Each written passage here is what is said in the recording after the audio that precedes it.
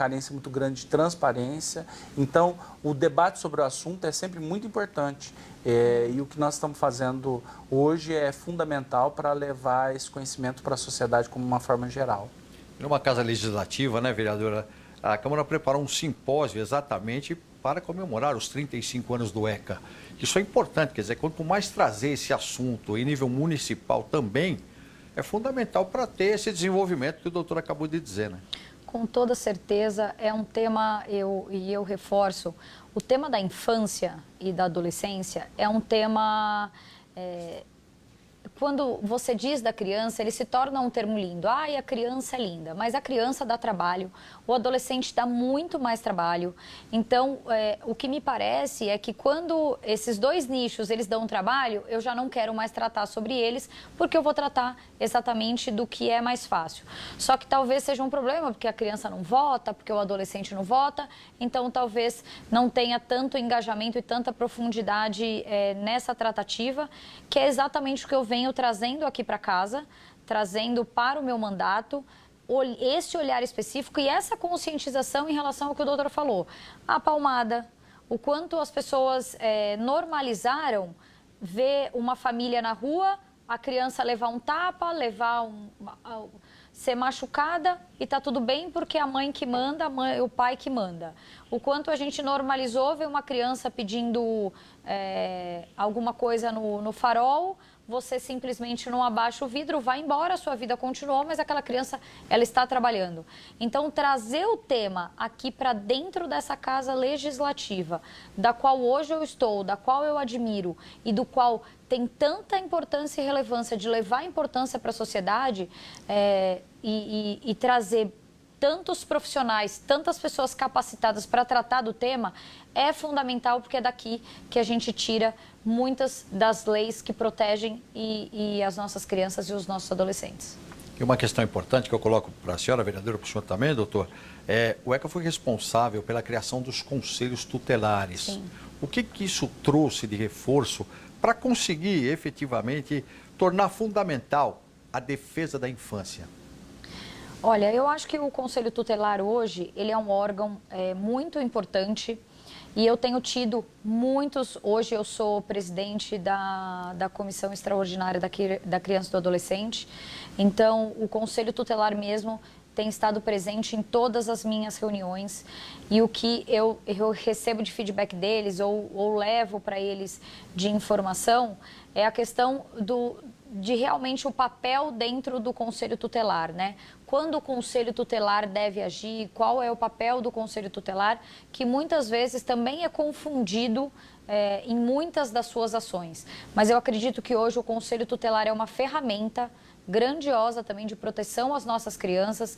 Eu acho que alguns formatos do Conselho Tutelar têm que ser estudados e melhorados da forma como eles são, na parceria também e nessa conjunção do trabalho deles, no trabalho de eleição, no trabalho de exercer o seu verdadeiro papel, para que realmente eles consigam chegar na proteção dessas crianças, para que eles tenham um trabalho efetivo e um olhar muito criterioso para tudo o que está acontecendo, seja na escola, seja dentro das suas próprias casas, porque eles são hoje realmente uma ferramenta de muita proteção para essas crianças.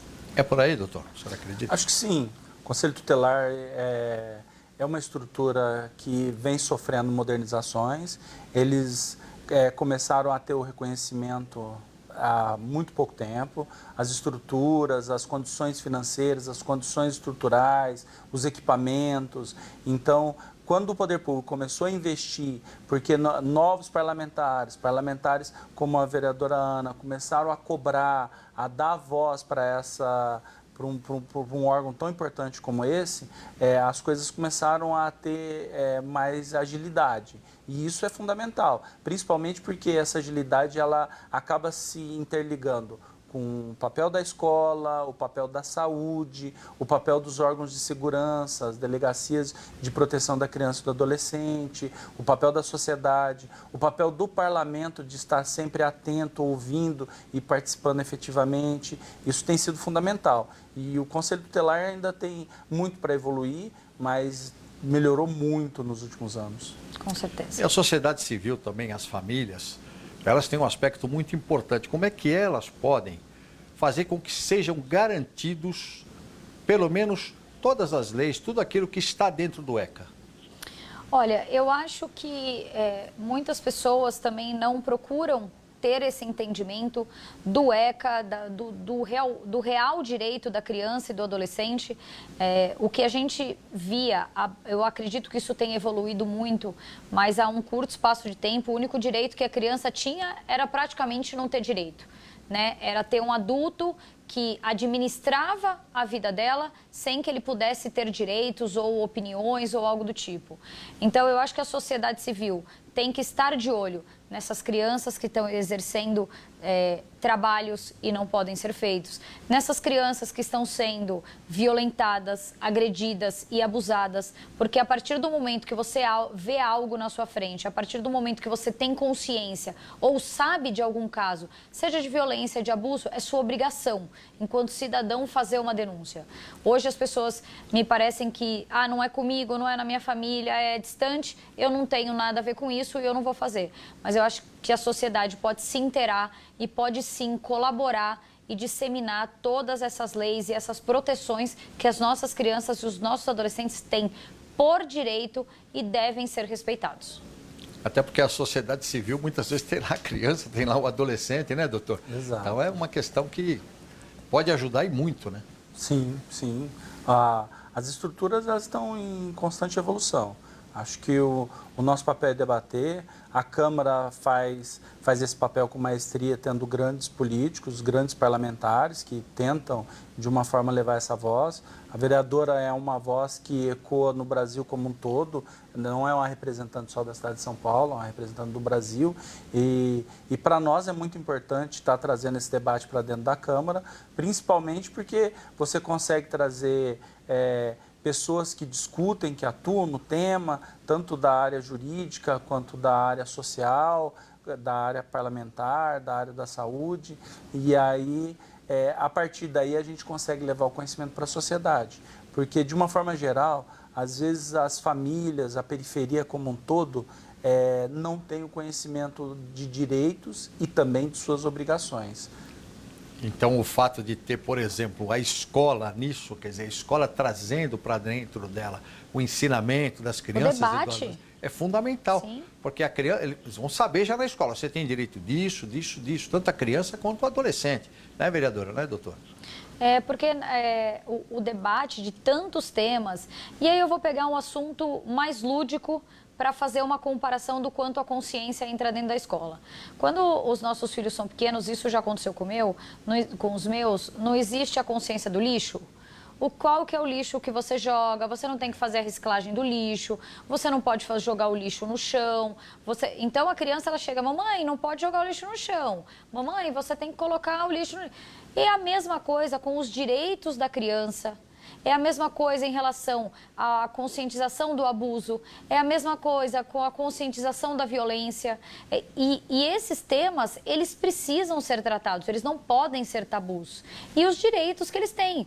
É óbvio que a criança... Cada criança, cada idade tem que ter a sua forma lúdica de contar e de trabalhar o tema. É óbvio que você não vai chegar na escola com uma criança de 4 anos e escrever uma lei para ela, porque não vai ser um entendimento. Mas ela sabe quais são os direitos dela, o que ela pode fazer, até para que, se Deus o livre tiver alguma situação dentro da sua própria casa, ela saiba que aquilo é errado e ela possa levar a denúncia para um professor. Um professor possa acionar o conselho tutelar, possa acionar uma delegacia e assim a rede de proteção dessa criança começar a trabalhar. E é abrangente, né, doutor? Porque pode ser tanto para a criança quanto para o adolescente que estão na escola efetivamente, né? Exatamente. Eu acho que a estrutura, para que ela funcione, ela tem que ser efetiva e interligada. A sociedade participando, o poder público participando, a escola participando, a gente conseguindo levar informação de qualidade de forma inteligente para que eles entendam que aquilo é importante. E quando você estrutura uma lei, porque o ECA, de uma forma geral, ele é um compêndio de muitas informações, de muitos direitos. É uma lei que foi um marco na sociedade, ele é considerado um marco no mundo, porque ele, de uma certa forma, ele conseguiu trazer toda a estrutura para dentro do processo, que é o poder público, o Estado tem sua responsabilidade, a família tem muita responsabilidade, a sociedade civil, de uma forma geral, tem responsabilidade e a partir do momento que toda essa estrutura começa a agir, a educação funciona, a saúde funciona, é uma máquina, né, que vai funcionando todo mundo junto. Exatamente. Vai girando em torno disso, né? E vai trazendo cada vez... A senhora também pensa dessa forma? Sim, com certeza. E assim, eu acredito que hoje a sociedade clama por essa mudança. A sociedade clama por por acabar com a violência, por acabar com assédio, por acabar com o abuso. E aí a gente vai abranger também não só a criança e o adolescente que a gente está falando aqui, mas os direitos da mulher, os direitos das pessoas trans, todo e qualquer direito. Então, quando você trabalha em conjunto com todos os órgãos, você realmente faz essa engrenagem funcionar de uma forma com que dê certo para todo mundo. Só que a gente encontra uma falha aqui, uma falha aqui, uma falha aqui, uma falha aqui, que ela tem que ser consertada o tempo todo, que ela tem que ser revista, que ela tem que ser analisada, e a engrenagem acaba andando de uma forma mais devagar.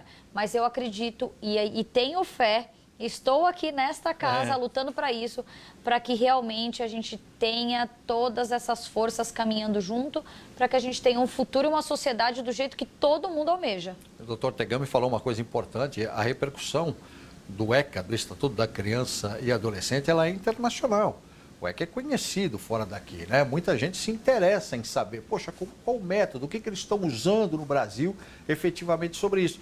E aí essa pergunta cabe porque quais são, na opinião de vocês, as prioridades que o ECA tem que ter para continuar sendo uma ferramenta de justiça social e inclusão nos próximos anos? O ECA ele já foi um grande avanço, mas eu acho que a nossa sociedade, com a evolução que ela vem, que nós estamos ocorrendo agora com as questões digitais, há uma necessidade muito grande de se trabalhar a saúde mental das nossas crianças. Eu acho que a quantidade de informação, a quantidade de acesso que as crianças e os adolescentes têm é muito grande. Porém, nós não estamos conseguindo dosar a qualidade dessa informação e desse acesso. Então, existe uma cobrança muito grande. As crianças, de uma forma geral, estão sendo expostas a muita informação, porém, elas não têm maturidade emocional ainda para tudo isso. E nós estamos sentindo o que vem acontecendo quando você começa a ver crianças que estão se automutilando, estão perdendo o controle, acontecimentos que a gente vê, como, por exemplo, recentemente aqui em São Paulo,